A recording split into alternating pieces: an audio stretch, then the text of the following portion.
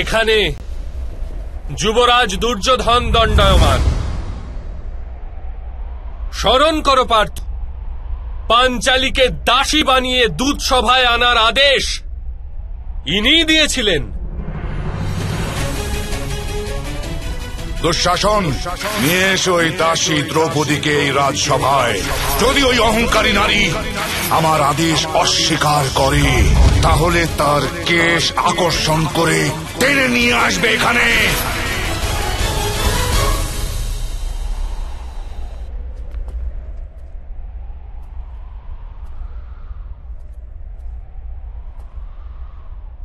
এখানে দেখো পার্থ,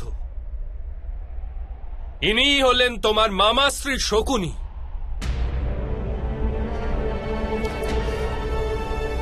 আজ তো এর হস্তে তরবারি, কিন্তু ছলনার দ্বারা সংহারের প্রয়াস করে থাকেন সর্বদা।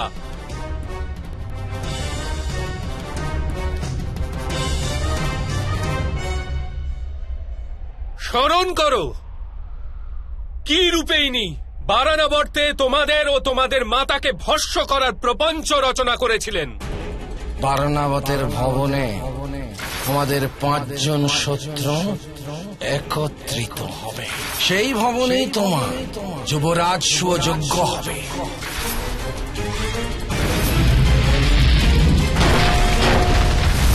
এবার এদিকে দেখো পার্থ, দুঃশাসন এই হাতই পাঞ্চালীর কেশ আকর্ষণ করার ধৃষ্টতা করেছিল।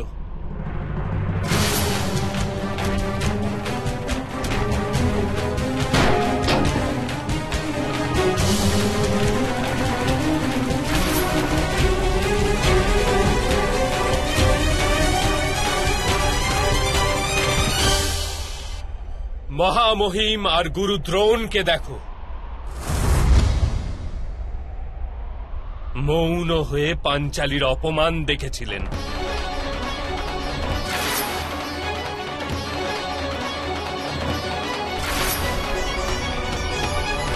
ওইখানে অশ্বত্থামাকে দেখো, আর স্মরণ করো কি প্রকার অশোভন শব্দের প্রয়োগ করেছিল। 5 জন ব্যক্তির সাথে সম্পর্ক রাখে যে স্ত্রী, তাকে ভগিনী বলতে আমি লজ্জা বোধ করছি।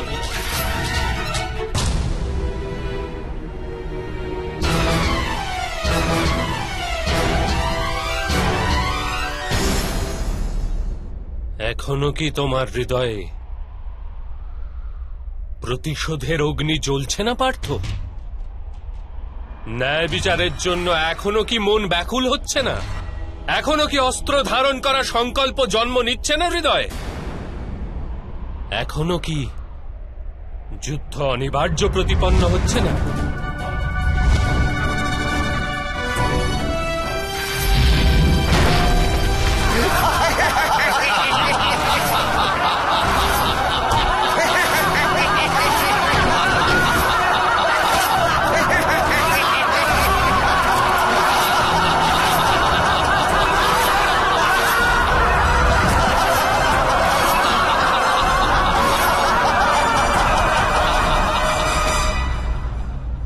মাধব, এই যুদ্ধ হওয়া অনিবার্য।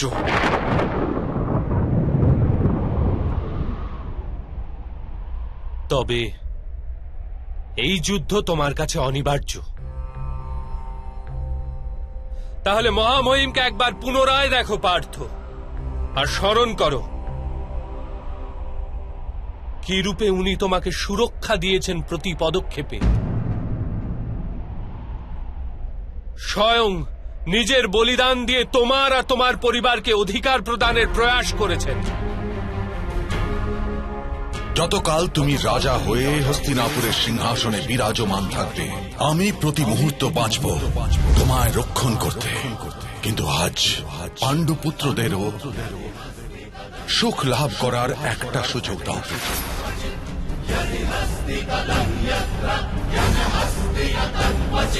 একবার পুনরায় গুরু দ্রোণকে দেখো, আর স্মরণ করো কতটা গর্ব আর স্নেহের সাথে উনি তোমাকে নিজের পরম জ্ঞান প্রদান করেছিলেন। তুমি বিশ্বের শ্রেষ্ঠ ধনুর্বীর হবে, আমি তোমাকে বিশ্বের শ্রেষ্ঠ ধনুর্বীর করে তুলব, কথা দিলাম পুত্র। তোমাকে বিশ্বের সর্বশ্রেষ্ঠ ধনুর্ধারী তৈরি করার জন্য উনি নিজের মস্তকে পাপের বোঝা নিয়েছিলেন। স্মরণ করো পার্থ। তুমি আমাকে গুরুদক্ষিণা রূপে নিজের দক্ষিণ হস্তের বৃদ্ধাঙ্গুলি দেবে।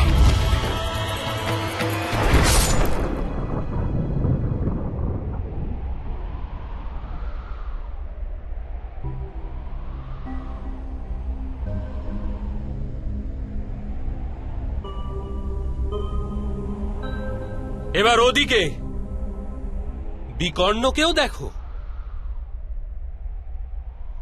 একমাত্র সেই ছিল যে দূত সভায় বিরোধ করা সাহস করেছিল। যুদ্ধে যদি কোনো রাজা হারেন তাহলে তাকে অস্ত্র ত্যাগ করতেই হয়, কিন্তু কোনো স্ত্রীকে এরূপ নির্বস্ত্র করা যায় না।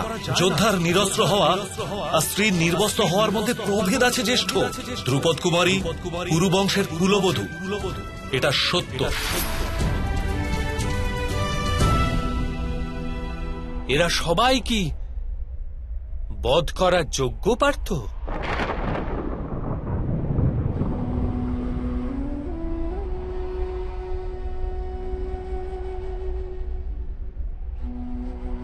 না মাধব, আমি এদের বধ কি রূপে করতে পারবো? অবশ্যই, কিন্তু নিজের পক্ষকেও দেখো পার্থ।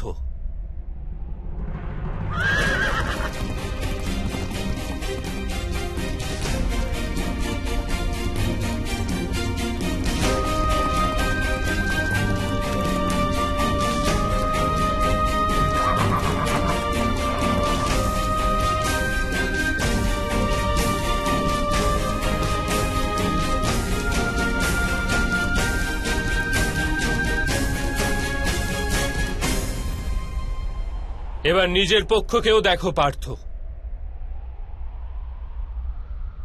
তোমার জ্যেষ্ঠ ভ্রাতা যুধিষ্ঠির, ভ্রাতা ভীম, তোমার অনুজদেরও দেখো, তোমার সন্তানদের, তোমার ভ্রাতুষ্পুত্রদের দেখো। এদের মধ্যে অনেকেরই মৃত্যু ঘটবে এই যুদ্ধে।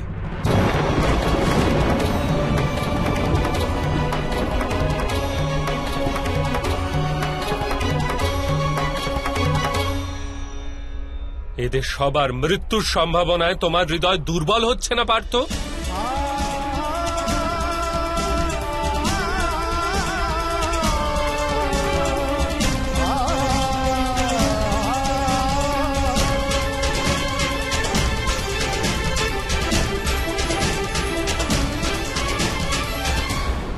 এবার এও বিচার করো যে ভ্রাতা দুর্যোধনের কি দোষ? যদি তার রাজ্যের লালসা থাকে, ওর মাতা প্রথমে গর্ভবতী হয়েছিলেন, এ তো সত্য। দুঃশাসন পাঞ্চালীর বস্ত্র হরণ করে অপরাধ করেছিল। যদি সেটা অপরাধ হয়, তাহলে তুমিও তো নিজের জ্যেষ্ঠ ভ্রাতার আদেশ মান্য করে নিজের পত্নীর অপমান হতে দিয়েছ। সেটা কি অপরাধ নয়? মহামহিম নিজের প্রতিজ্ঞাকে অধিক মহত্বপূর্ণ গণ্য করেছিল, আর নিজের কুলবধূর লজ্জাকে কম মাহাত্ম্যের বলে জেনেছিল। সেটা কি অধর্ম নয়? আর তোমার জ্যেষ্ঠ ভ্রাতা যুধিষ্ঠির নিজের বহন করা ধর্ম পালন করার জন্য দূত সভায় অংশগ্রহণ করেছিল। সেটা কি অধর্ম ছিল না?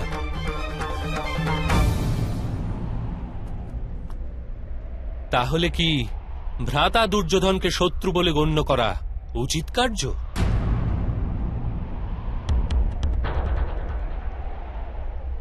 তোমার পক্ষে কি ধর্ম তুমি দেখতে পাচ্ছ পার্থ? ধর্ম ধর্ম অনাদি অনন্ত, সত্য অসত্য কলুষ কলঙ্ক, কথা শোনো সারদের পরমার্থে।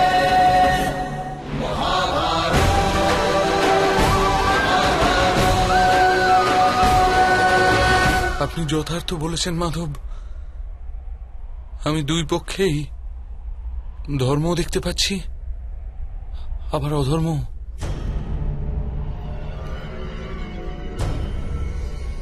অর্থাৎ না তো তুমি যুদ্ধের তাৎপর্য বুঝেছ, না ধর্মের স্বরূপ জানতে পেরেছ পার্থ।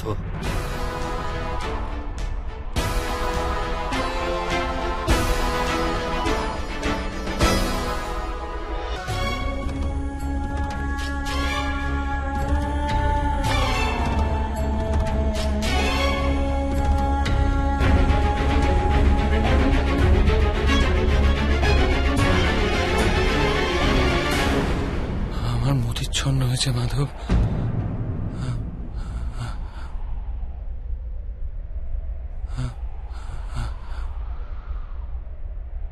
আমার সারা অঙ্গ কম্পিত হচ্ছে। আমার হস্তে অস্ত্র ধারণের শক্তি নেই। আমার গান্ডীব আমার হাত থেকে পিছলে যাচ্ছে মাধব।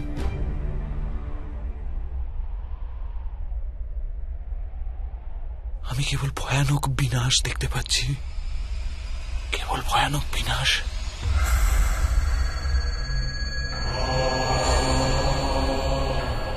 কেন? কি হেতু মাধব? কি হেতু? অপমানের পীড়া, অন্যায়ের চিন্তা, অথবা প্রতিশোধের সংকল্প। এরূপ কোনো কারণ নেই আমার নিকট, কোনো কারণ নেই মাধব যে আমি এত বড় বিধ্বংসের স্বীকার করতে পারি। না মাধব। বিধ্বংসই নবনির্মাণের কারণ পার্থ।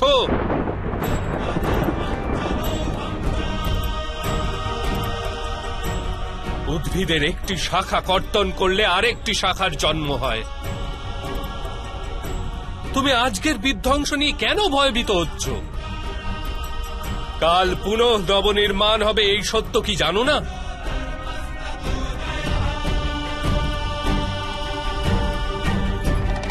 ক্লেবয়ং মাসমজ্ঞমপার্থ নে তৎবজূপ পদ্ধতি। এই নপুংসকতা তোমাকে শোভা দেয় না। যুদ্ধ করা তোমার একান্ত কর্তব্য পার্থ। অস্ত্র ওঠাও।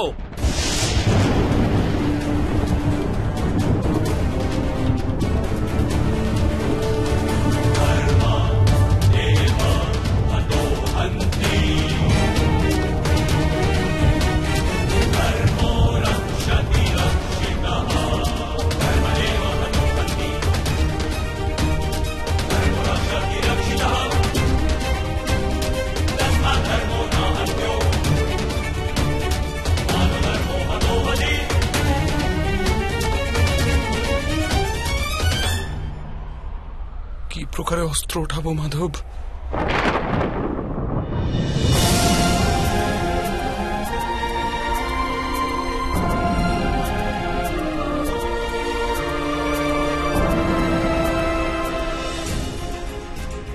যাদের সেবা করা জীবনের পরম সৌভাগ্য গণ্য করা হয়, সেখানে এমন পিতামহ, গুরু দ্রোণ, মামাশ্রী আর জ্যেষ্ঠ ভ্রাতাদের সম্মুখে অস্ত্র ধারণের সাহস নেই হৃদয় মাধব। ওদের বধ করে যদি আমার স্বর্গরাজ্য প্রাপ্তি হয়, সেটাও ব্যর্থ মাধব, সেটাও ব্যর্থ।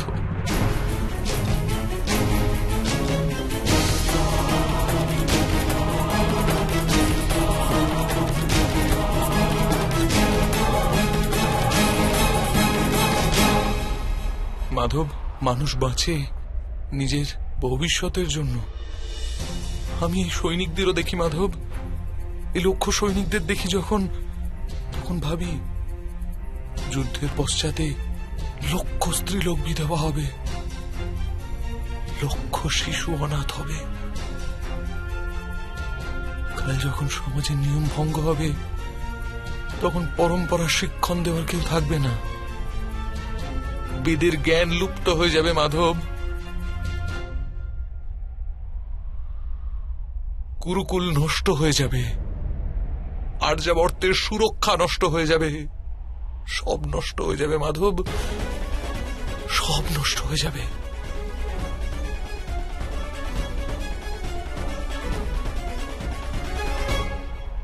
বুদ্ধিমান ব্যক্তিদের ন্যায় তর্কে অবতীর্ণ হও, কিন্তু বাস্তবে মূর্খতাপূর্ণ কথা বলো পার্থ। কি নষ্ট হয়ে যাবে?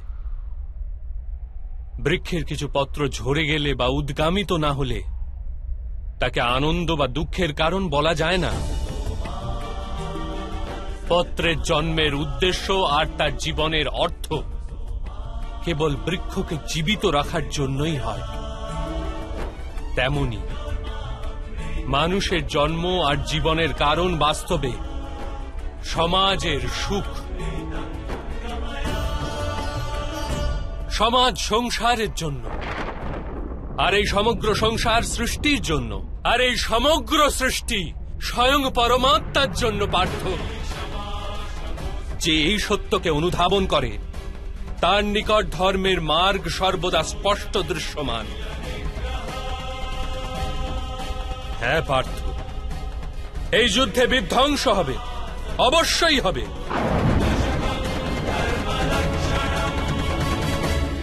কিন্তু এও জেনে রাখো, নতুন পরম্পরার নির্মাণও হবে।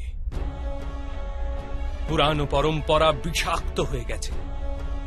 1000 বর্ষ পূর্বে বেদ যেই ধর্মের স্থাপনা করেছিল তা আজ কেবল শব্দ হয়ে রয়ে গেছে। যে বর্ণ ব্যবস্থা মানুষের বুদ্ধির ওপর ভিত্তি করেছিল তা আজ মানুষের জন্মের ওপর নির্ভরশীল হয়ে গেছে। শোষণের মাধ্যম প্রস্তুত হয়েছে পার্থ।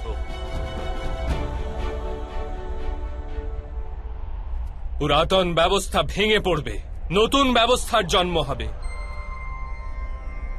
পুরনো ধর্ম নতুন রূপ নিয়ে প্রতিভাত হবে। যে প্রকার বর্ষা ঋতুর পূর্বে মেঘে আবৃত আকাশ ময়লা দেখায় আর ধুলায় ঢাকা মৃত্তিকাও ময়লা দেখায়, সেই প্রকার স্থিতি আজ। আর বর্ষার পশ্চাতে আকাশ আর পৃথিবী ধৌত হয়ে স্বচ্ছ হয়ে যায়। ঠিক সেই রূপ এই যুদ্ধের পশ্চাতে সমাজ আর সংসার ধৌত হয়ে স্বচ্ছ হয়ে যাবে পার্থ।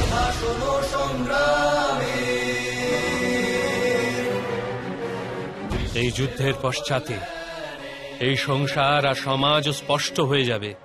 সে কারণে মোহ ত্যাগ করো পার্থ, সমগ্র সংসারের কল্যাণের চিন্তা করো। অস্ত্র ওঠাও আর যুদ্ধ করো, অস্ত্র ওঠাও আর যুদ্ধ করো, অস্ত্র ওঠাও আর যুদ্ধ করো।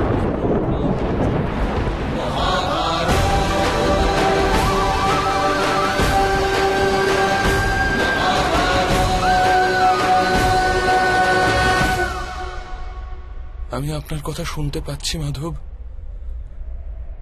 কিন্তু তার অর্থ আমার হৃদয় পর্যন্ত পৌঁছচ্ছে না। আমার মন মোহ দ্বারা ঘিরে আছে। কি প্রকারে নিজের ধর্মকে দর্শন করব? আমার মন আত্মীয়দের চিন্তায় ডুবে আছে। কি প্রকারে সমগ্র সংসারের চিন্তা করব? মাধব, আপনি বলেছিলেন আপনি আমার রথকে সঠিক দিশায় নিয়ে যাবেন।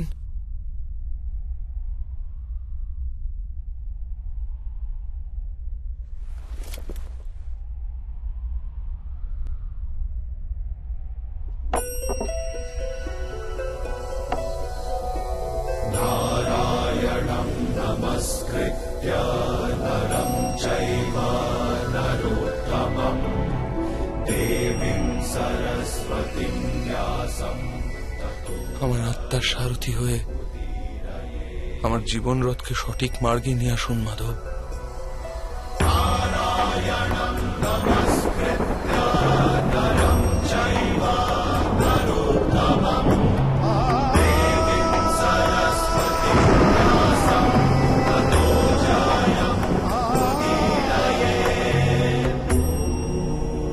জানতে পারলে আমি আমার দুর্বলতা ত্যাগ করতে পারবো মাধব।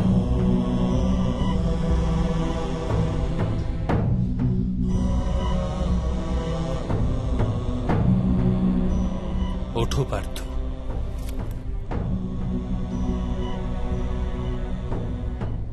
শোনো পার্থ, জীবনের রহস্য জানো,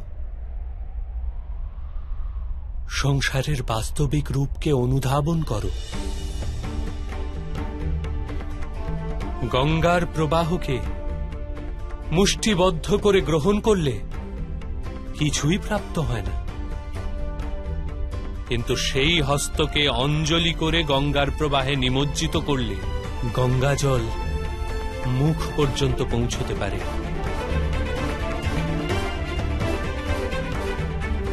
ভেবে দেখো পার্থ, অহংকারে মুষ্টিবদ্ধ করছো না সমর্পণের অঞ্জলি বানিয়েছ তুমি? এই জ্ঞানকে গ্রহণ করতে পারবে?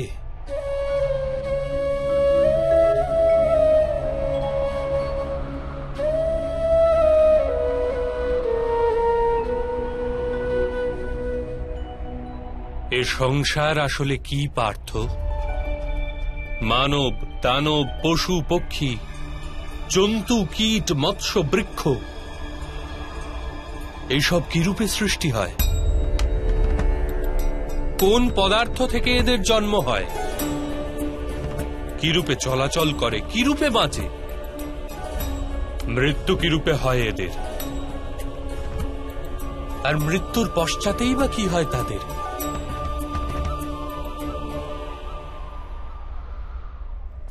এই রহস্যকে চিন্তা করো পার্থ। মানুষের দেহ মৃত্তিকায় তৈরি হয়েছে মাধব। জল তার মধ্যে রক্ত হয়ে প্রবাহিত হয়, অগ্নিদেহকে তাপমাত্রা দেয়, আর দেহের বাকি অংশে আকাশ প্রকট হয়, অর্থাৎ ধরিত্রী, বায়ু, জল, অগ্নি আর আকাশ, এই পঞ্চমহাভূতেই শরীরের নির্মাণ হয়। অর্থাৎ মহামহিম গুরুদ্রোণ পৃথিবী, জল, বায়ু, অগ্নি আর আকাশ অপেক্ষা অধিক কিছুই নন। ধর্মজ্ঞানী ও পঞ্চভূতের মিশ্রণ, আর অধর্মী ব্যক্তিও। তুমি কার মোহ করছো পার্থ? মৃত্তিকার? কিন্তু মাধব, এই মৃত্তিকার দেহ দ্বারাই তো মানুষ একে অপরের পরিচয় পায়। সব সম্পর্ক এই মৃত্তিকার দেহ দ্বারাই তো তৈরি হয়। না পার্থ, যদি এটাই সত্য হতো তবে মৃত্যুর পশ্চাতে দেহকে নষ্ট করা হয় কেন? বাস্তবে না মানুষের পরিচয় দেহের সাথে যুক্ত থাকে, আর না তো সম্পর্কের ভিত্তি তার দেহের সাথে থাকে। মানুষের স্বভাব, তার আচরণ আর তার কার্যই তার পরিচয়। এই স্বভাব, আচরণ আর কার্য কি রূপে তৈরি হয় তাকে বোঝো পার্থ।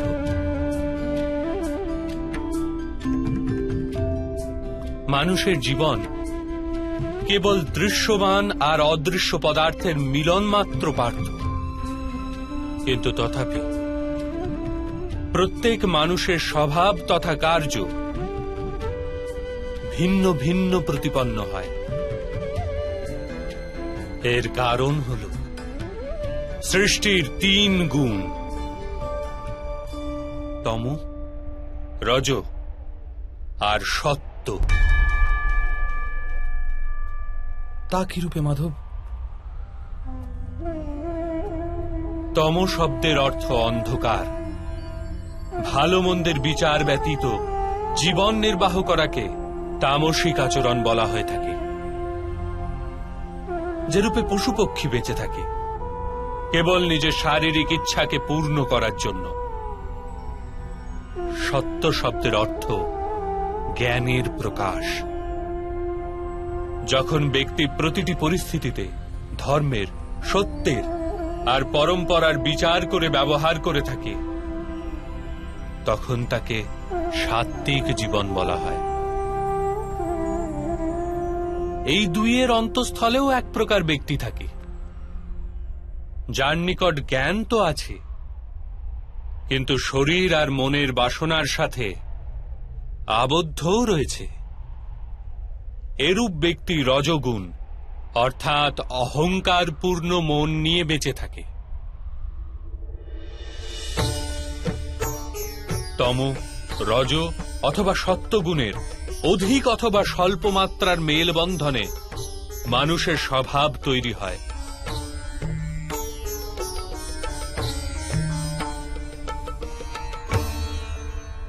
সামনে দেখো পার্থ, এদের সবার মধ্যে তুমি কোন গুণ দেখতে পাচ্ছ?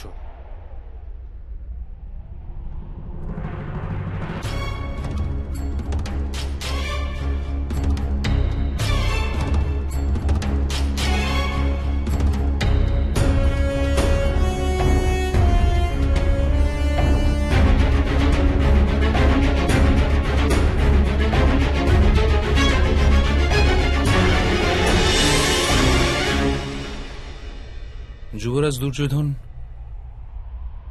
ধর্ম জানেন, কিন্তু নির্বাহ করেন না। তার জীবনের মূল কেন্দ্র অহংকার, অর্থাৎ তার মধ্যে তমগুণ কম, রজগুণ অধিক, আর সত্যগুণ পূর্ণতা পায়নি।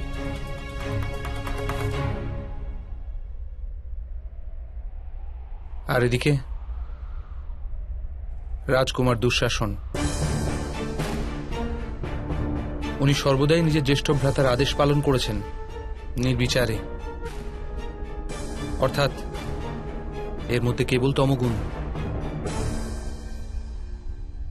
মহামহিমকেও দেখো পার্থ,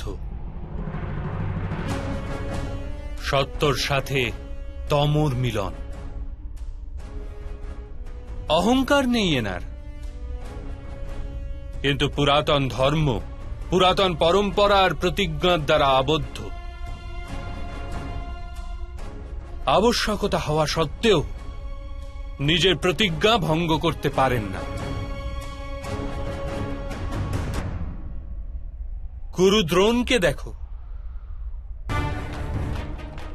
জ্ঞান আর অহংকার দুইই আছে।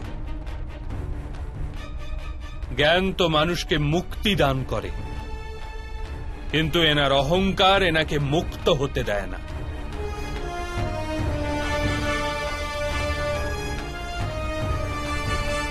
কিন্তু মাধব,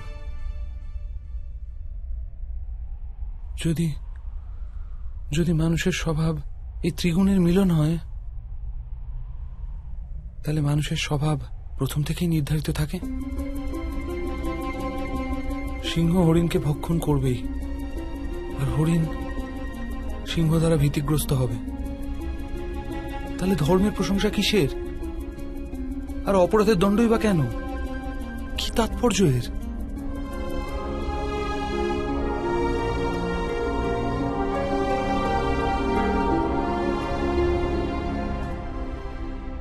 উত্তম প্রশ্ন করেছ পার্থ, কিন্তু প্রথমে মানুষ আসলে কি সেটা জেনে নাও।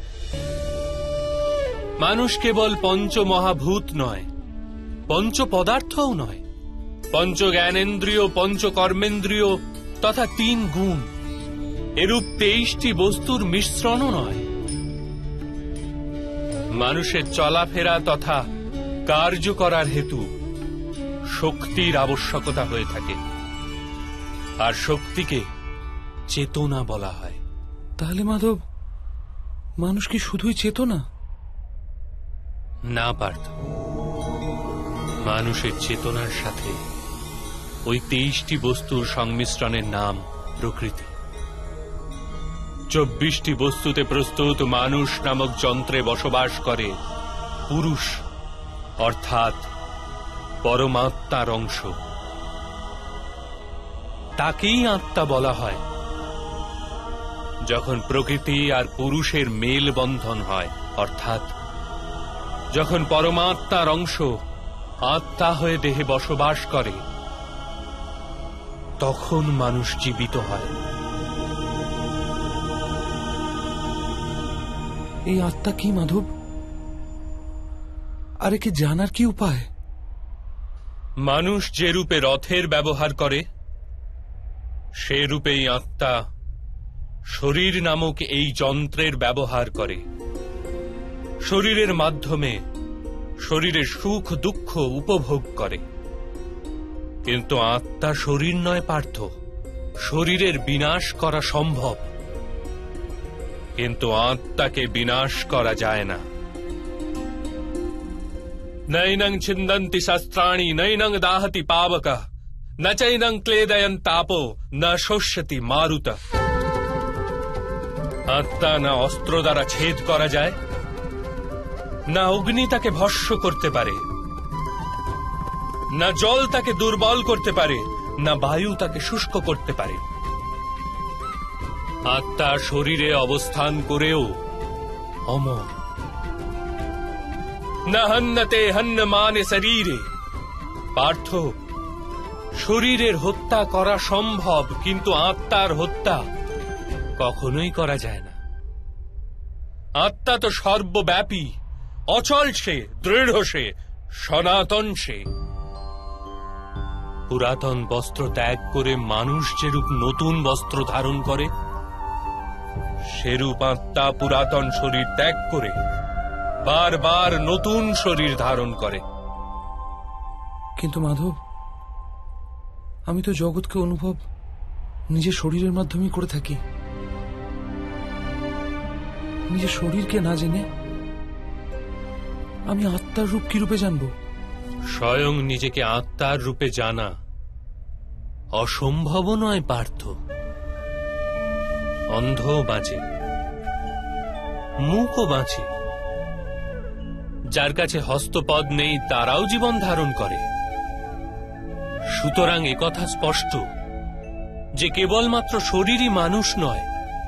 যে ব্যক্তি চেতনা হারিয়ে ফেলে, যে মূর্ছিত হয়ে পড়ে, সেও জীবিতই থাকে।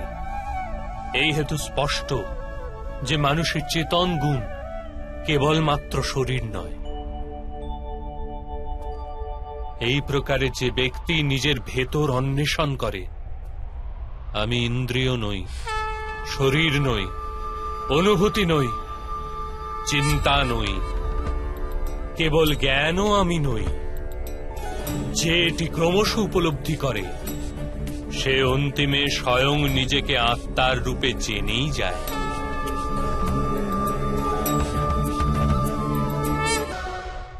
এই আত্মার কার্যকারিতা কি মাধব? যখন পরম ব্রহ্মের বিভাজন হল, পুরুষ তথা প্রকৃতি সৃষ্টি হল, তখন পুরুষ অর্থাৎ পরমাত্মার অংশ আত্মার রূপ ধারণ করে প্রকৃতির প্রত্যেক বস্তুতে বসবাস করলেন। সেই আত্মাকে মোহ তথা অন্ধকার ঘিরে ধরেছিল পার্থ। সেই মোহনিদ্রা থেকে জাগ্রত হয়ে স্বয়ং নিজেকে পরমাত্মার অংশ হিসেবে জানাই আত্মার কর্তব্য, উদ্দেশ্য এবং জীবন কার্য। কিন্তু মাধব, যদি প্রত্যেক আত্মা পরমাত্মার অংশ হয়, তাহলে কি উন্নতি আর অধোগতি স্বয়ং পরমাত্মা করেন? যে প্রকার আবর্জনায় পতিত রত্ন চকচক করে না, সেই রূপেই প্রকৃতির 24টি পদার্থে ঘেরা আত্মারও বিস্মরণ ঘটে যে সে পরমাত্মারই অংশ বিশেষ। অধিকতর আত্মা নিজের দেহকেই সবকিছু বলে গণ্য করে, স্বয়ং দেহ থেকে যে ভিন্ন সেটা জানতেই পারে না।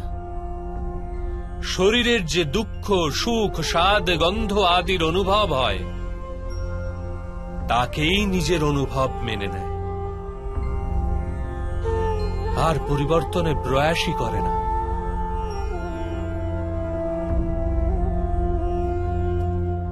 যে আত্মা পরিবর্তনের প্রচেষ্টাই করে না, নিরন্তর অধর্ম করে চলে, তাকে জাগ্রত করার জন্য দণ্ড দেওয়া অনিবার্য।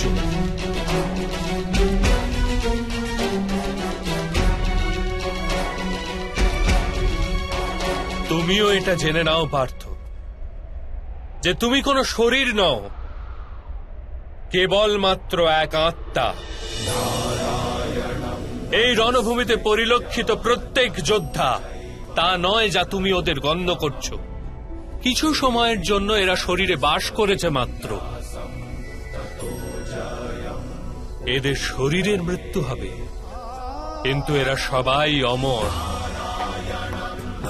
সে পুনরায় নতুন শরীর ধারণ করবে। যতক্ষণ স্বয়ং নিজেকে শুদ্ধাত্মা রূপে না জানবে, যতক্ষণ অধর্মকে ত্যাগ করে ধর্মে দৃঢ় না হবে, ততক্ষণ এরা জন্মাতে এবং মরতেই থাকবে। এটি ব্রহ্মবিদ্যার প্রথম পাঠ পার্থ। যে জন্মেছে সে অবশ্যই মরবে, আর যে মারা যায় সে অবশ্যই পুনরায় জন্ম নেবে। এই মহাজ্ঞানকে সাংখ্যযোগ বলা হয়।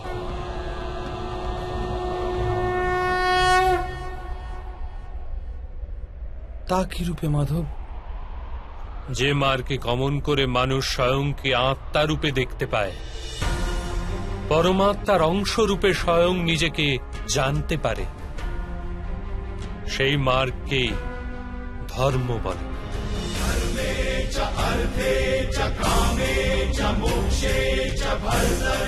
যখন মানুষ স্বয়ং নিজেকে পরমাত্মার অংশ বিশেষ হিসেবে জেনে ফেলে, তখন সে অনুভব করতে পারে যে সৃষ্টি পরমাত্মা, আর এই পরমাত্মাই সৃষ্টি। সৃষ্টি আর পরমাত্মায় কোনো পার্থক্য নেই।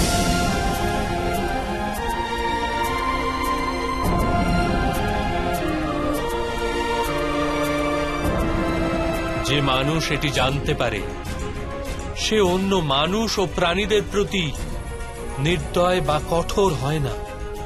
সে এটি জানে যে জিহ্বা কাটলে পীড়া কেবল জিহ্বার হয় না, তার অনুভূতি সমগ্র শরীরের হয়।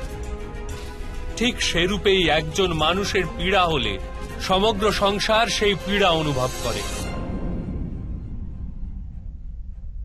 যতক্ষণ পর্যন্ত সংসারের একজন মানুষও পীড়িত, ততক্ষণ বাস্তবে কারো সুখী সম্পূর্ণ হতে পারে না। এটি জানার পশ্চাতে মানুষের মন করুণায় ভরে যায়, তাকে ধর্ম বলে।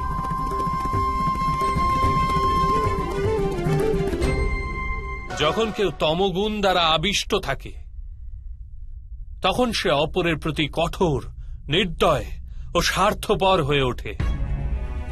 নিজের নিশ্চিত সুখের জন্য অপরকে দুঃখ প্রদান করে। তার পরমাত্মার অভিমুখে গতি হয় না, অর্থাৎ অধর্ম পরমাত্মার থেকে দূরে নিয়ে যাওয়ার মার্গ মাত্র। অর্থাৎ অধর্ম তো অজ্ঞানতার অপর নাম। তাহলে তো অজ্ঞানীর প্রতি দয়া হওয়া আবশ্যক। দণ্ডের কি তাৎপর্য?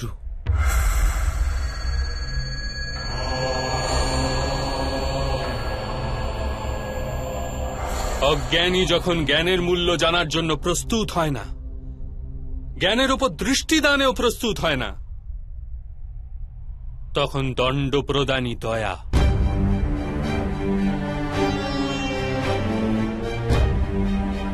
তার প্রতি এবং অপর পক্ষের প্রতিও।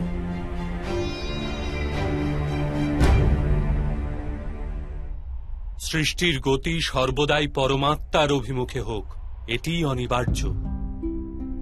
কিন্তু কখনো কখনো এরূপ স্থিতি উৎপন্ন হয়ে পড়ে যে অজ্ঞান, মোহ আর অধর্ম বৃদ্ধি পায়।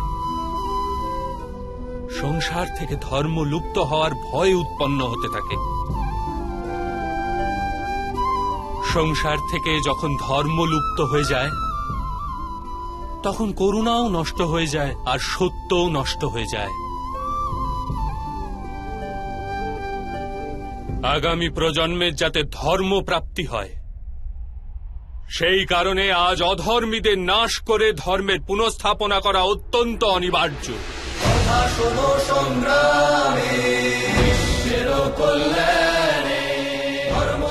আজও এইরূপ স্থিতি উপস্থিত পার্থ, আর ধর্ম স্থাপনার কর্তব্য তোমারই।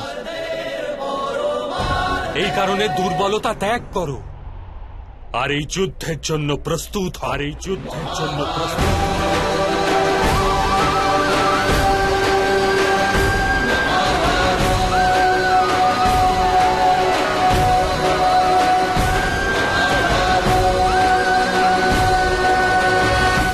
কিন্তু আমার হস্তে হত্যা হবে মাধব। আমার কারণে কারো প্রাণ চলে যাবে, তাহলে আমার অন্তরের করুণার বিনাশ ঘটবে না?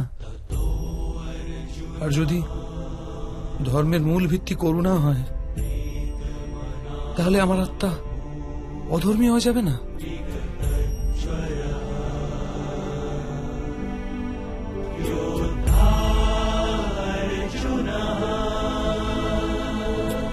কর্মের বন্ধন অবশ্যই নির্মিত হয়, কিন্তু কার্যের বন্ধন নির্মিত হয় না পার্থ। তোমার কর্ম ও কার্যের কি প্রভেদ তা জানা অত্যন্ত আবশ্যক। সকল কর্মই কার্য, কিন্তু সকল কার্য কর্ম নয়। কর্ম সেই কার্যকে বলে যার সাথে ফলের আশা জড়িয়ে থাকে। মানুষ যখনই সুখের, সম্পত্তির অথবা প্রশংসা প্রাপ্তির আশা রেখে কোনো কার্য করে, তখন সে কার্যের ফলের বন্ধনে আবদ্ধ হয়। যখন কোনো কর্ম ফলের আশা নিয়ে করা হয়, তখন তাকে সকাম কর্ম বলা হয়।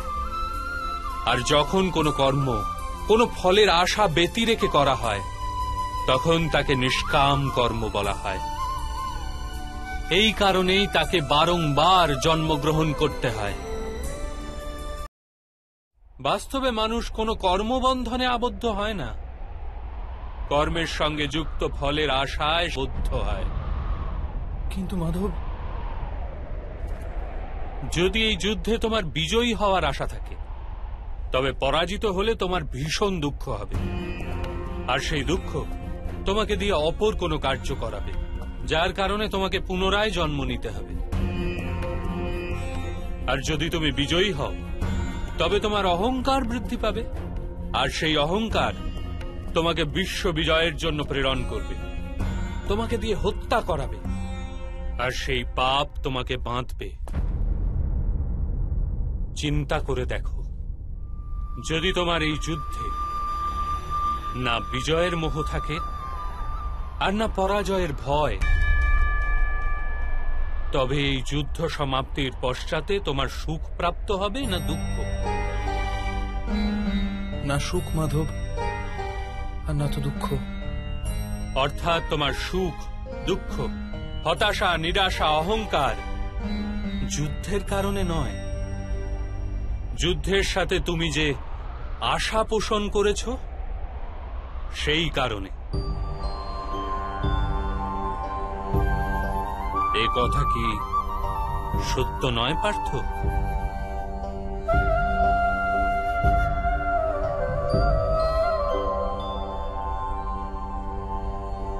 সুখ দুঃখে সमे কৃত্বা লাভা লাভৌ জয়া জয়ৌ তত যুদ্ধায় যুজ্জস্ব নেবং পাপ মবাপসসি।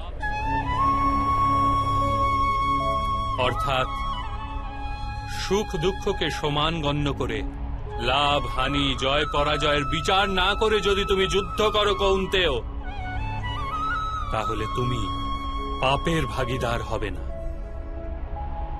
একেই কর্মযোগ বলে।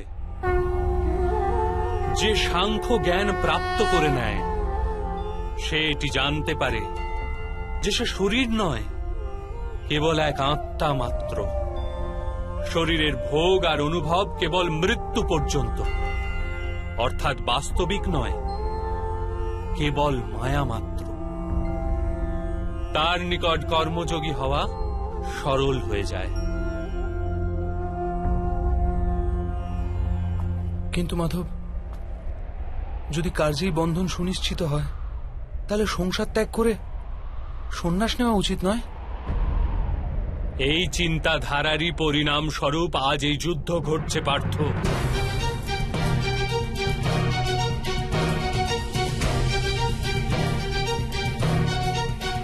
ভেবে দেখো, যখন সত্যগুণ বিশিষ্ট ধর্মজ্ঞানী ব্যক্তি কর্মকে ত্যাগ করে, তখন অধর্মের অধিকারী ব্যক্তি সংসার চালায়।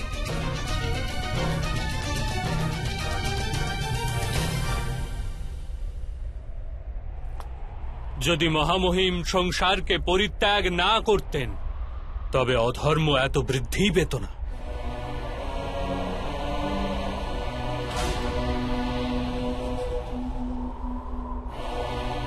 আর তোমার পিতা যদি সন্ন্যাস গ্রহণ না করতেন, তবে আজ ভ্রাতা যুধিষ্ঠির সুখে রাজকার্য করতেন।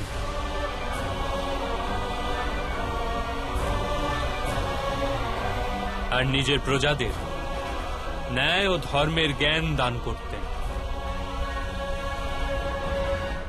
কিন্তু এটি দুঃখজনক কথা পার্থ, যে সত্যগুণের অধিকারী ব্যক্তি সংসারকে লাভ দিতে পারে, কিন্তু সেই সন্ন্যাসের কথা চিন্তা করে।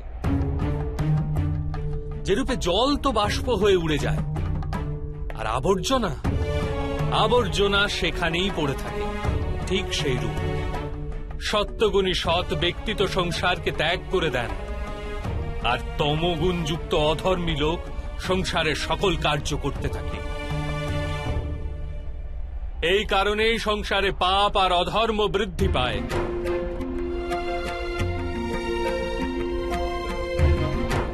কিন্তু কর্মযোগ এই বিচিত্র পরিস্থিতিতে সমগ্র সংসারকে রক্ষা করে। কর্মযোগী ফলের আশা ত্যাগ করে, কিন্তু কর্মকে ত্যাগ করে না। সেই সংসারেই বসবাস করে সন্ন্যাসীর ন্যায়, সমস্ত কার্য করে, কিন্তু তাতে লিপ্ত হয় না।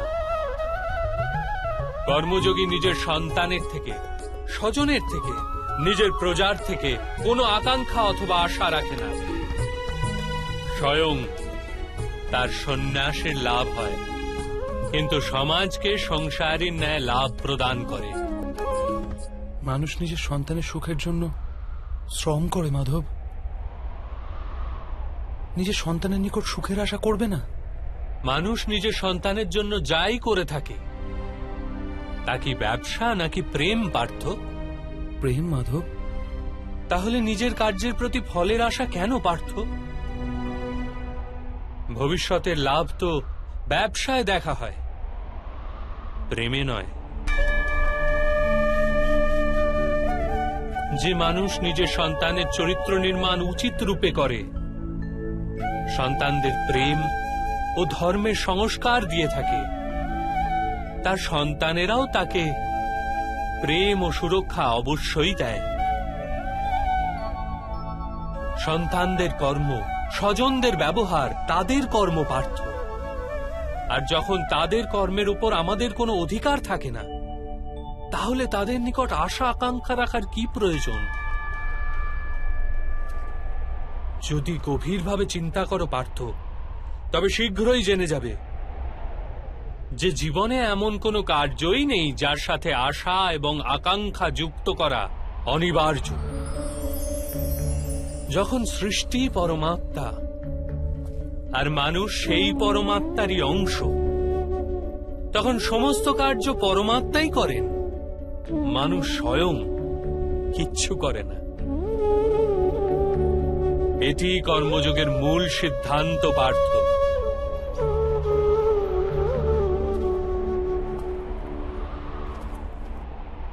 তোমাকেও কর্মযোগী হয়ে এই যুদ্ধে অংশগ্রহণ করতে হবে পার্থ।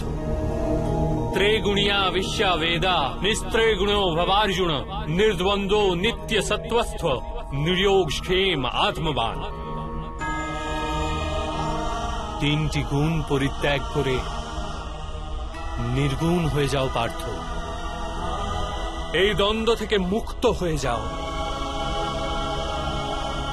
সর্বদা সত্য অর্থাৎ পরমাত্মায় বুদ্ধি প্রয়োগ করে কর্তব্য নির্বাহ করতে থাকো। কিছু প্রাপ্তি লাভের আশা আর কিছু প্রাপ্ত বস্তুকে সংরক্ষণ করার চিন্তা পরিত্যাগ করো পার্থ, আর নিজের আত্মাকে স্বতন্ত্র করো।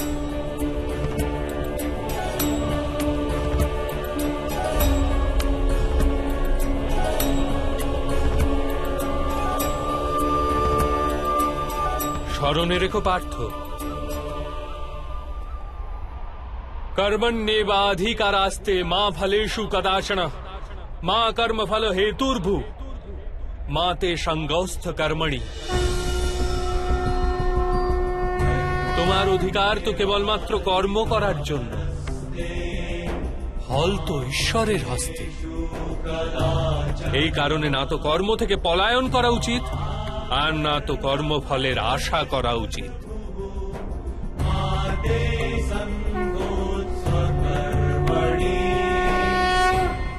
তাহলে ফলের আশা ত্যাগ করবে, কিন্তু কর্ম পরিত্যাগ করবে না। এরূপ কর্মযোগীকে কি রূপে চেনা যায় মাধব? विषया विनिवर्तन्ते निराहारस्य देहिन रसवर्जं रसयापस्य परं दृष्ट्वा निवर्तते। শোনো পার্থ, যে স্বাদ থেকে মুক্তি পাওয়ার জন্য আহারকেই ত্যাগ করে, বাস্তবে তার মন থেকে স্বাদের লালসা কখনোই যায় না। তার দু প্রকারের হানি হয়। প্রথমত, সে দুর্বল হয়ে পড়ে, যার কারণে পরমাত্মাকে প্রাপ্ত করার জন্য যে প্রচেষ্টা অনিবার্য তা সে করতে সক্ষম হয় না। আর দ্বিতীয়ত, সর্বদাই তার মন স্বাদ গ্রহণের লালসায় পূর্ণ থাকে। এই হেতু আহার ত্যাগের চেয়ে উত্তম কার্য স্বাদ গ্রহণের লালসাকেই ত্যাগ করে ফেলা। কর্মযোগী নিজের মনের সমস্ত লালসাকে নিষ্কাশন করে, জীবনকে কর্তব্য গণ্য করে কার্য অবশ্যই করে, সেই কার্যে আবদ্ধ হয় না। অর্থাৎ যে ব্যক্তি নিজের কার্য থেকে আশা আর আকাঙ্ক্ষা রাখে না, তারই কার্য পূর্ণ হয়।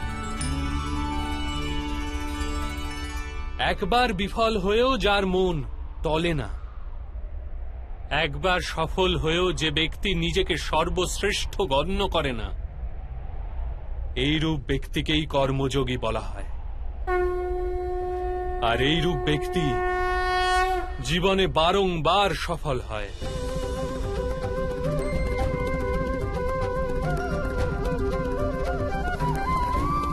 ध्यायत विषयान् पुंसः संगस्तेषु पजायते संगात् संयायते कामो कामात् क्रोधो अभिजायते क्रोधाद् भवति सम्मोह सम्मोहात् स्मृति विभ्रम स्मृति भृंशात् बुद्धिनाशो बुद्धिनाशात् प्रणश्यति। ফলের আশায় কামনা প্রকট হয়, আর কামনার তো স্বভাবই হলো অসন্তুষ্ট থাকা। অসন্তোষ থেকে ক্রোধ উৎপন্ন হয়ে থাকে, আর ক্রোধ থেকে মোহ জন্ম নেয়। মোহের তরুণ ব্যক্তি আচার ও ব্যবহারের জ্ঞানই ভুলে যায়। জ্ঞান ভুলে গেলে বুদ্ধি চলে যায়, অনুচিত প্রকারের কার্য করতেই থাকে, আর সমাজ এরূপ ব্যক্তির শত্রু হয়ে পড়ে। আর অন্তিমে এরূপ মানুষের পূর্ণতার পতন ঘটে।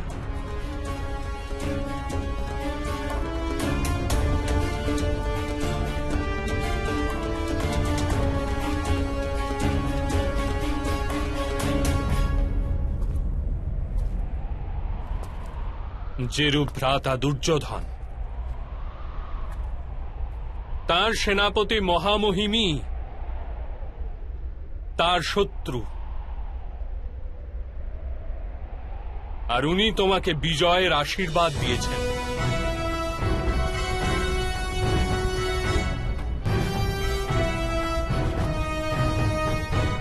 পার্থ, কর্মযোগ ব্রহ্মবিদ্যার দ্বিতীয় পদক্ষেপ। পরমাত্মায় নিজের বুদ্ধি স্থির করো, স্বয়ংকে আত্মা রূপে চেনো। মিথ্যা বন্ধন থেকে মুক্ত হয়ে যাও আর ফলের আশা পরিত্যাগ করে কেবল কর্ম করতে থাকো।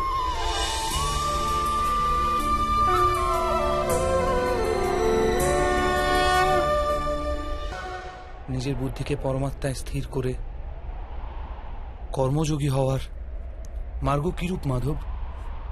পার্থ, সাংখ্যযোগের কারণে মানুষ পরমাত্মাকে নিরন্তর স্মরণ করতে থাকে। পরমাত্মাকে স্মরণ করার ফলে মানুষের হৃদয়ে সমর্পণের ভাব উৎপন্ন হয়, আর সেই ভাবকে ভক্তি বলা হয়। ভক্তি থেকে মানুষের সত্য অসত্য জ্ঞান প্রাপ্ত হয়ে থাকে। সেই জ্ঞান থেকে তার পরমাত্মার দর্শন প্রাপ্তি হয়, আর যার পরমাত্মার দর্শন প্রাপ্তি হয় সেই বাস্তবে কর্মযোগী হয়ে ওঠে, আর জন্মে শৃঙ্খল থেকে মুক্ত হয়ে মোক্ষ লাভ করে। সকল আত্মারই অন্তিম লক্ষ্য সেটি, আর ধর্মের অন্তিম পদক্ষেপও সেটি। কিন্তু আমি পরমাত্মাকে দর্শন ব্যতীত সমর্পণ কি প্রকারে করতে পারবো মাধব? পরমাত্মার দর্শন করার হেতু নিজের চক্ষুর ওপর বাঁধা লালসা, অহংকার, ক্রোধ আর পূর্বাগ্রহের আবরণকে সরিয়ে ফেলতে হয়। অন্ধকার গৃহে উপবিষ্ট মানুষ যদি বলে সে সূর্যের দর্শন করবে, তবে তাকে কি বলবে?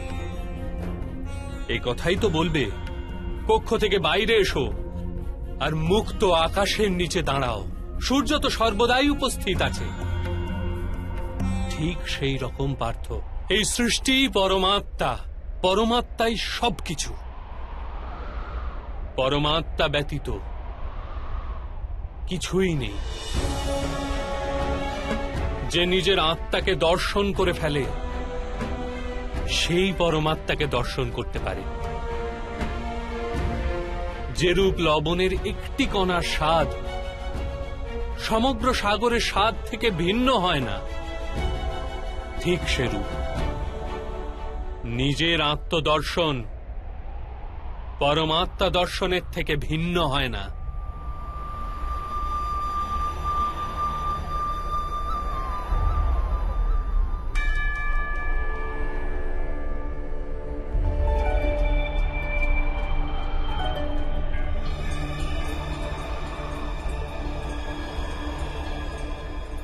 অর্থাৎ মাধব, আপনিও কি পরমাত্মা?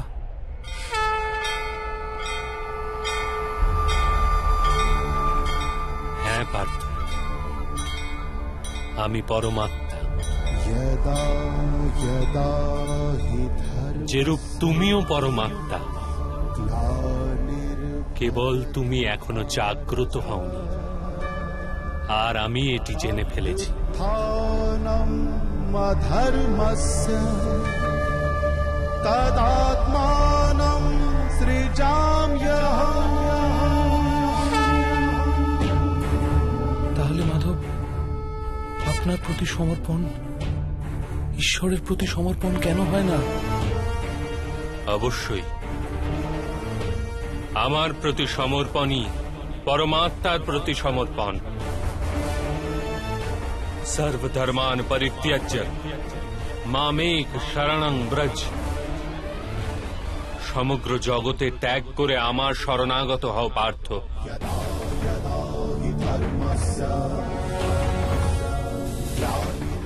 আমি সংসার, আমি সংসারের প্রতিটি কণা, আমি সূর্য আর আমি চন্দ্র, আমি নক্ষত্র আর আমি সমস্ত গ্রহরাজি। আমি সূর্য অপেক্ষাও অধিক পুরাতন, আর বৃক্ষে বিকশিত কুড়ি অপেক্ষাও নূতন। আমি সমগ্র মনুষ্য জাতি, আমি স্বর্গ এবং নরক ধারণকারী শক্তি। আমি দুর্যোধন,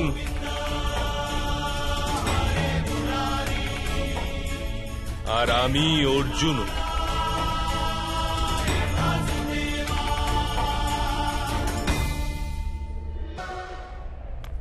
সেটা কি রূপে সম্ভব মাধব? আপনার জন্ম তো অনেকে তাদের জীবদ্দশায় দেখেছে। আপনার মাতাও এখনো জীবিত, যার গর্ভ থেকে আপনি জন্মেছেন। আপনি চিরন্তন আর অবিনশ্বর কি রূপে হতে পারেন? তুমি কেবল শরীর দেখছো, আর আমি আত্মার কথা বলছি। আমার অনেক জন্ম হয়েছে পার্থ,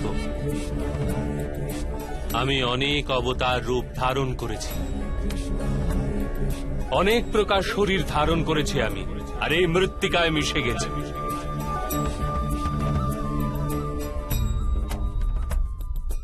আর আগামীতেও আমি বারংবার জন্ম নেব।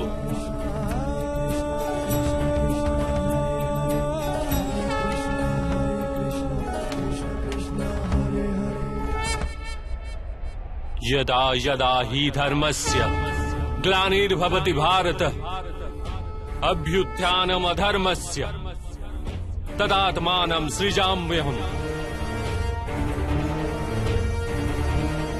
परित्राणाय साधूनां विनाशाय च दुष्कृतां धर्म संस्थापनार्थाय संभवामि युगे युगे।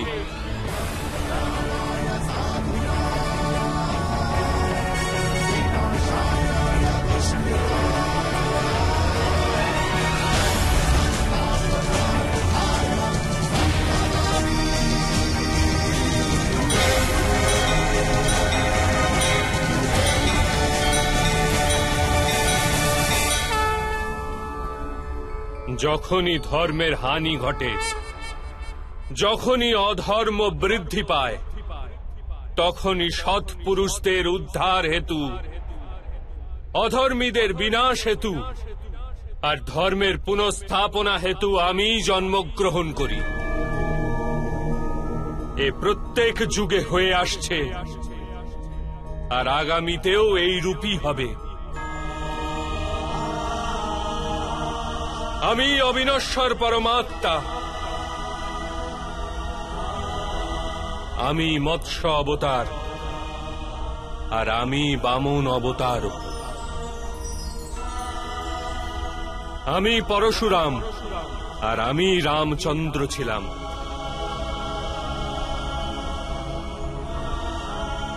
আমি ব্রহ্মা, বিষ্ণু আর মহেশ্বর, আর আমি সরস্বতী, কালী এবং লক্ষ্মীও।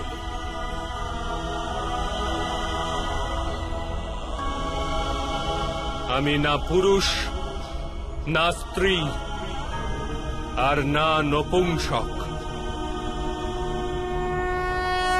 আমি না শরীর, না শরীরের অংশ। আমি জ্ঞান, আমি সৃষ্টি, চৈতন্য, আর পরম ব্রহ্ম। আমি সমস্ত কিছু, আর আমি কিছুই নই। এরূপ প্রত্যেক যুগে ঘটেছে, আর আগামীতেও এই রূপই ঘটতে থাকবে।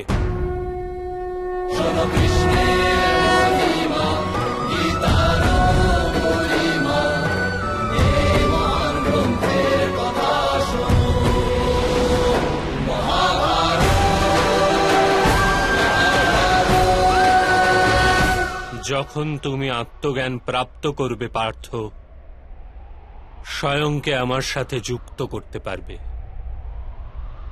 তখন তুমিও আমারই মতো স্বয়ংকে পরমাত্মা রূপে দেখতে পাবে। কিন্তু সেই পদ প্রাপ্তি করার হেতু আমার প্রতি সম্পূর্ণ সমর্পণ অনিবার্য। সমর্পণ কি মাধব? সমর্পণ মনের এরূপ স্থিতির নাম, যখন মানুষ নিজের সমস্ত সংকল্প ত্যাগ করে দেয়, স্বয়ং এর জন্য কোন রূপ সিদ্ধান্ত অথবা প্রতিজ্ঞা করে না। যে প্রকারের কার্য তাকে প্রদান করা হয়, সেই প্রকারের কার্যই করে যায়। বাস্তবে সমর্পণের প্রকৃত অর্থ হল নিজে নিজেকে, নিজের মনকে, বুদ্ধিকে, জ্ঞানকে, ইচ্ছাকে, আশাকে, নিজের ভাবনাকে, নিজের সমস্ত কিছু কাউকে অর্পণ করে দেওয়া। আর এরূপ সমর্পণকেই ভক্তি বলা হয়।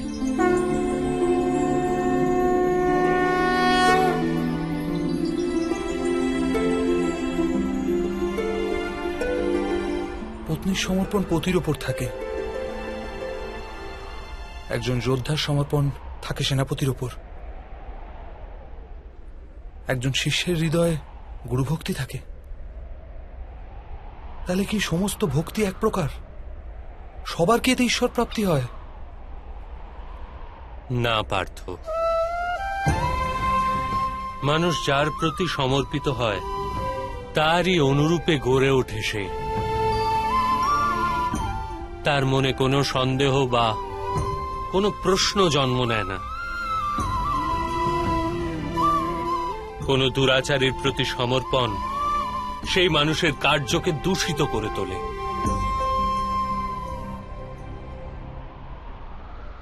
অঙ্গরাজ কর্ণ ধর্ম সম্বন্ধে জ্ঞাত হওয়া সত্ত্বেও দূত সভায় পাঞ্চালীর প্রতি অপশব্দ প্রয়োগ করেছিল। যে পাঁচজন পুরুষের সাথে সম্পর্ক রাখে, বেশ্যা হয় সেই স্ত্রী। তার কারণ ছিল অঙ্গরাজ কর্ণের ভ্রাতা দুর্যোধনের প্রতি সমর্পণ। এই যুদ্ধে তার যে দণ্ডপ্রাপ্তি হবে তা কেবল জন্ম বা জাতির জন্য নয়, শুধুমাত্র এক দুরাচারের প্রতি সমর্পণের জন্য তার দণ্ডপ্রাপ্তি হবে। সেই কারণে হে ধনঞ্জয়, সমর্পণ উত্তমের প্রতি হওয়া আবশ্যক। তাতেই মানুষ উত্তম গড়ে ওঠে। লৌহ মাল্য দ্বারা অপরাধীকে বাঁধা হয়, পিতলের মাল্য দ্বারা মন্দিরের প্রদীপকে বাঁধা হয়ে থাকে, কিন্তু স্বর্ণ মাল্যকে আভূষণ রূপে গলায় ধারণ করা হয়। পতিভক্তি, স্বামী ভক্তি, মিত্র ভক্তি, এরূপ অনেক প্রকার ভক্তি হয়ে থাকে পার্থ, কিন্তু সর্বাপেক্ষা শ্রেষ্ঠ ভক্তি তো পরমাত্মার প্রতি ভক্তিই হয়।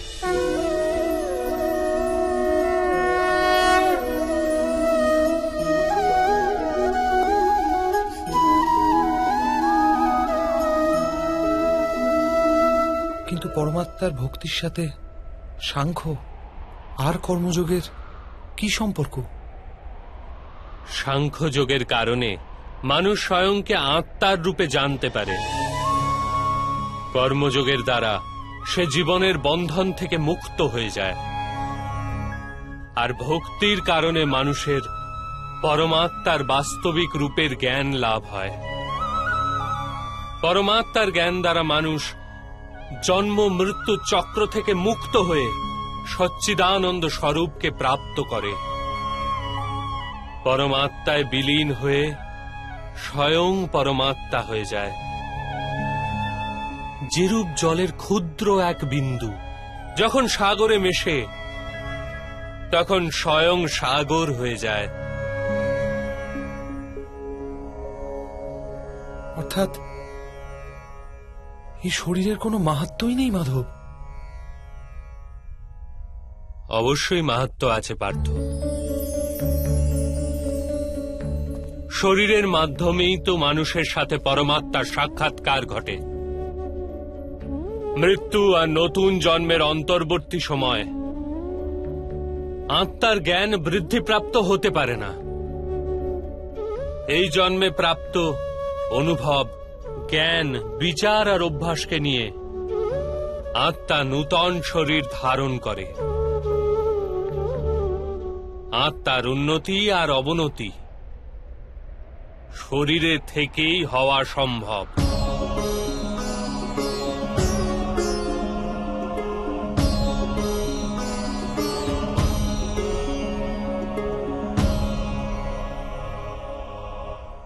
কিন্তু মাধব, এখানে উপস্থিত ব্যক্তিদের বধ করে আমরা কি ওদের উদ্ধার পাওয়ার সম্ভাবনা নষ্ট করে দেব না?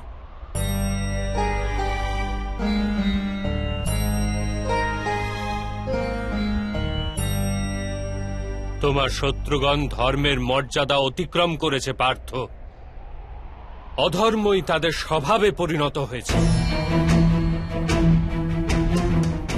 তাদের উদ্ধার এখন অসম্ভব।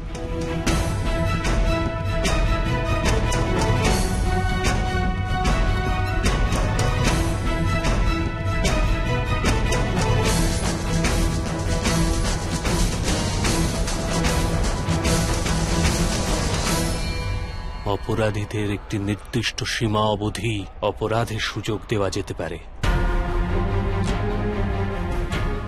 আমিও শিশুপালের ৯৯টি অপরাধ ক্ষমা করেছিলাম, কিন্তু ১০০ অপরাধের পশ্চাতে তাকে দণ্ড প্রদান করা আবশ্যক ছিল। অপরাধীকে যদি অপরাধ করতে দেওয়া হয় তবে তাতে তার অধিক থেকে অধিকতর পতন ঘটে।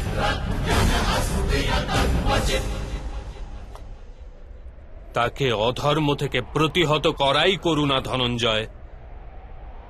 এই আত্মারা মরবে না, অধর্মপূর্ণ দূষিত শরীর ত্যাগ করে নূতন শরীর ধারণ করবে, আর সেই শরীরেই তাদের প্রগতির সম্ভাবনা অধিকতর হবে। এ কথা চিন্তা করে যদি তুমি যুদ্ধ করো তবে তা উচিত কার্য। মানুষের শরীর তার সম্পত্তিও আর মর্যাদাও। ধর্মের মার্গে যাত্রাকারী মানুষ নিজের শরীরকে শুদ্ধ করে থাকে, আর তারই মাধ্যমে আত্মার সাথে সাক্ষাৎকার ঘটে। একেই ক্ষেত্রজ্ঞ সম্বন্ধ বলা হয়ে থাকে। আমি এর তাৎপর্য বুঝতে পারলাম না মাধব। যখন মানুষ একথা জেনে ফেলে যে তার শরীর একটি ভূমিখণ্ড মাত্র, অর্থাৎ এটি ক্ষেত্র, আর সে সেই শরীরে বসবাসকারী, শরীরকে উপলব্ধিকারী, অর্থাৎ সে ক্ষেত্রজ্ঞ, তখন সে শরীরের মাধ্যমে নিজের উন্নতির স্বাদ পেয়ে থাকে। আত্মা শরীরে থেকে ৩টি গুণের ভারসাম্য রক্ষা করে। তমগুণকে হ্রাস করে সত্যগুণকে বৃদ্ধির উপায় করে, আর ঈশ্বরের প্রতি ভক্তি রেখে পরমাত্মার সাথে এক হয়ে যায়। ভক্তি কি রূপে করা হয় মাধব? তবে কি সমর্পণই ভক্তি নয়? না পার্থ, সমর্পণ তো ভক্তির প্রথম পদক্ষেপ। বাস্তবে ভক্তি কোনো কার্যের নাম নয়, কেবল এক মানসিক স্থিতির নাম। আবশ্যিকতা আছে যে মানুষ জপ তপ, যাগ যজ্ঞ, সংযম, নিয়ম, যোগ আর শ্রদ্ধার মাধ্যমে নিজের অন্তরকে শুদ্ধ করে এবং পরমাত্মার প্রতি সমর্পিত থাকে। মানুষ নিজের সমস্ত কার্য, সমগ্র কার্যের ফল, নিজের জীবনের প্রত্যেকটি শ্বাস পরমাত্মাকে সমর্পণ করতে থাকে।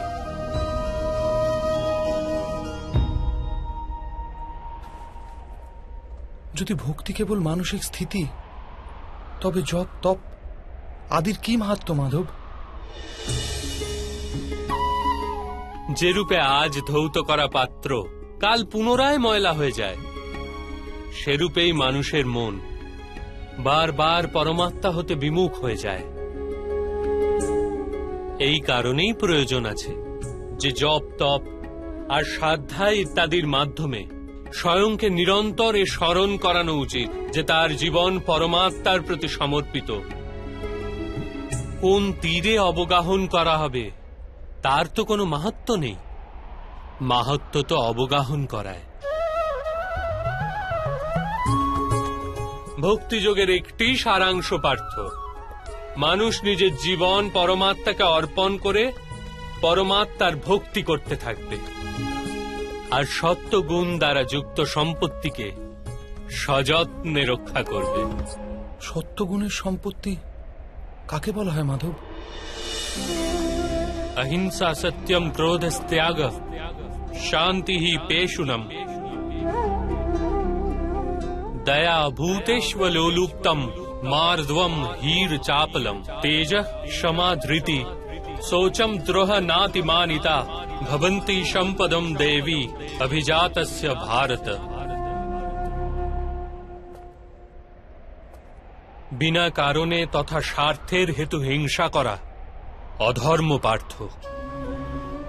বাস্তবে অহিংসাই পরম ধর্ম, আর তার সাথে সত্য, ক্রোধ না করা, ত্যাগ, মনের শান্তি, নিন্দা না করা, দয়াভাব, সুখের প্রতি আকর্ষিত না হওয়া, বিনা কারণে কোনো কার্য না করা, তেজ, ক্ষমা, ধৈর্য, শরীরের শুদ্ধতা, ধর্মের বিরোধিতা না করা তথা অহংকার না করা, এই সব গুণকে সত্য গুণের সম্পত্তি বা দৈবিক সম্পত্তি বলা হয়। এর দ্বারাই মানুষ পরমাত্মার অর্থাৎ আমার ভক্তি করতে সক্ষম হয়, জীবনের কর্তব্যকে বহন করে চলে, ধর্মের স্থাপনা করে চলে, আর কর্মফলের আশা পরিত্যাগ করে জীবন যাপন করে। তাকে আমি নিঃসন্দেহে এই জন্মেই সন্তোষ প্রদান করি, আর মৃত্যুর পশ্চাতে নিজের হৃদয়ে স্থান দিয়ে থাকি।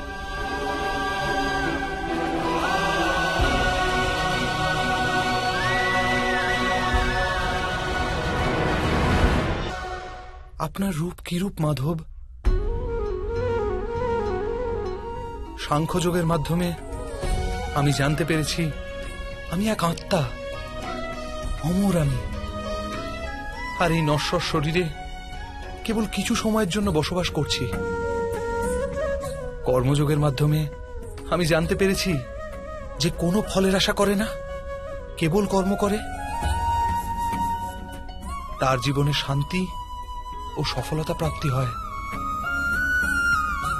ভক্তিযোগের মাধ্যমে আমি আপনার প্রতি সমর্পণের মাহাত্ম্য জেনেছি।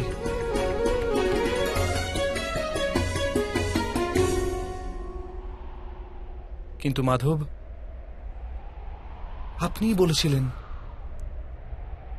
এখানে প্রতিটি স্থানে মানুষ নয়, কেবল পরমাত্মা আছে।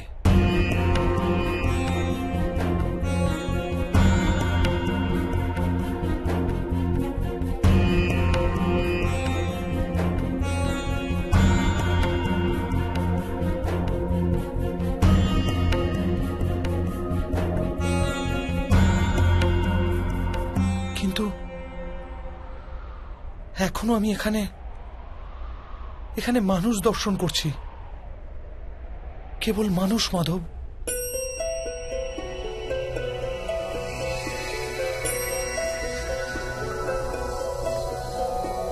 নারায়ণং নমস্কৃত্য নরং চৈব নরোত্তমং দেবীং সরস্বতীং ব্যাসং ততো জয়মুদীরয়েৎ।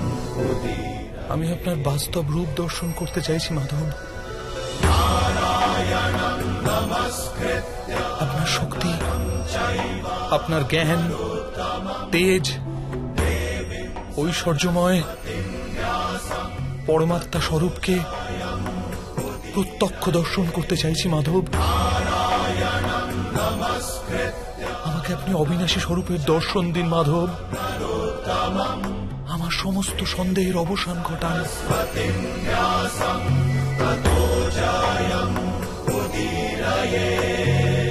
আমাকে দর্শন দিন মাধব।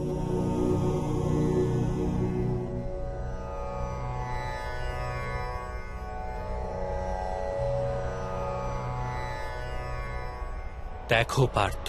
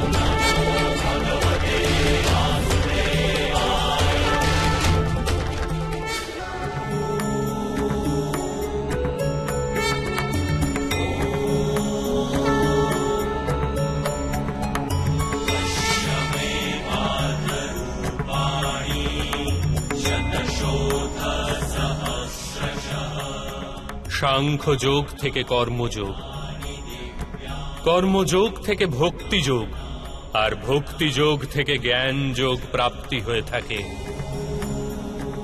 আমার বিশ্বরূপ দর্শন করাই বাস্তবিক জ্ঞানার্জন অর্জুন।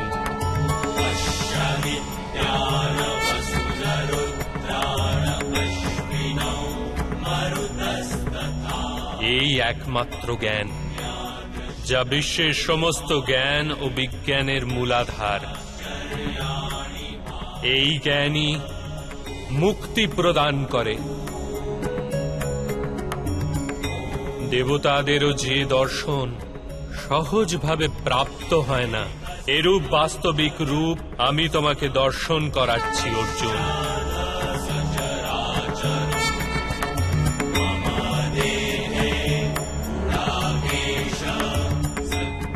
আমি এই পৃথিবীর কোণে কোণে বসবাস করি, আর এই পৃথিবী সূর্য, চন্দ্র, নক্ষত্র আর গ্রহরাজি আমারই অন্তঃস্থলে বাস করে।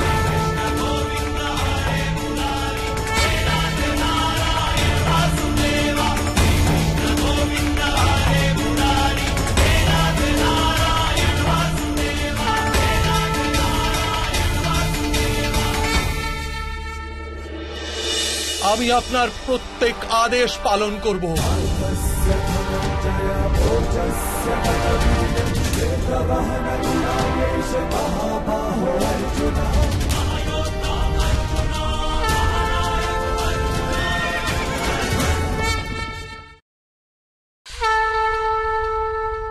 আমি সত্য, আমি সম্পূর্ণ, আমি জীব, আর আমি শিব। অক্ষরে আকার আমি, বেদ মধ্যে সামবেদ, দেব মধ্যে ইন্দ্র, প্রাণী মধ্যে চেতনা, যক্ষ মধ্যে কুবের, রুদ্রের মধ্যে শঙ্কর, বসুদের মাঝে অগ্নি, পর্বতের মধ্যে সুমেরু, আর ঋষিদের মধ্যে ভৃগু। ধ্বনির মধ্যে ওঙ্কার আমি, যজ্ঞ মধ্যে জপ, আর বৃক্ষের মধ্যে পবিত্র পিপুল বৃক্ষ। বুদ্ধিতে স্মৃতি, মেধা, ধৃতি আর ক্ষমা আমি। আমি কীর্তি, গন্ধর্ব মধ্যে চিত্ররথ আমি, দেবর্ষি মধ্যে নারদ, আর মুনিদের মধ্যে কপিল। অশ্বদের মধ্যে উচ্চৈশ্রবা, হস্তি মধ্যে ঐরাবত, আর পশুদের মধ্যে সিংহ, পক্ষীদের মধ্যে গরুড়, মানুষের মধ্যে রাজা, আর অস্ত্রের মধ্যে বজ্র আমি।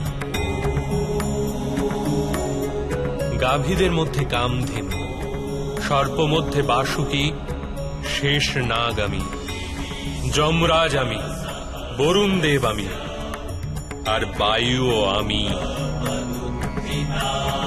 ভগবান রাম আমি, পবিত্র গঙ্গা আমি, সৃষ্টি মধ্যে আদি, মধ্য তথা অন্ত আমি।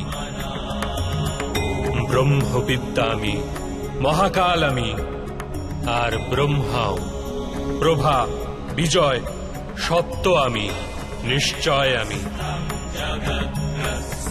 দণ্ড, শক্তি, নীতি, মৌনতা তথা তত্ত্বজ্ঞানও আমি।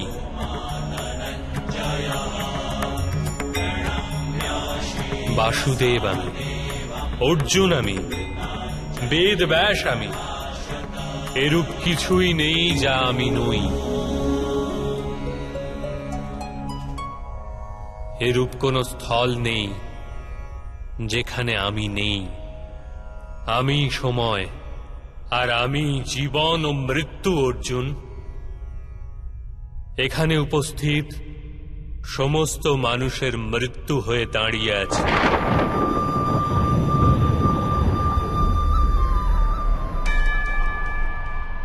তুমি যদি অস্ত্র নাও ধারণ করো, তথাপি আমি এদের সবাইকে বধ করব। এই হেতু মোহকে ত্যাগ করো আর নিজের কর্তব্যকে দেখো। ধর্মের ভার ওঠাও, গান্ডীব ধারণ করে স্বর সন্ধান করো।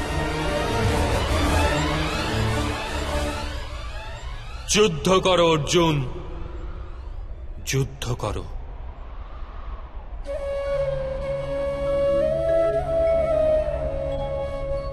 হে মাধব, হে মধুসূদন, আজ আমার সমস্ত সন্দেহের অবসান ঘটল। কৃপা করে নিজের মানুষ রূপ ধারণ করুন। আমি আপনার প্রত্যেক আদেশ পালন করব। করিষ্য বচনং তবা।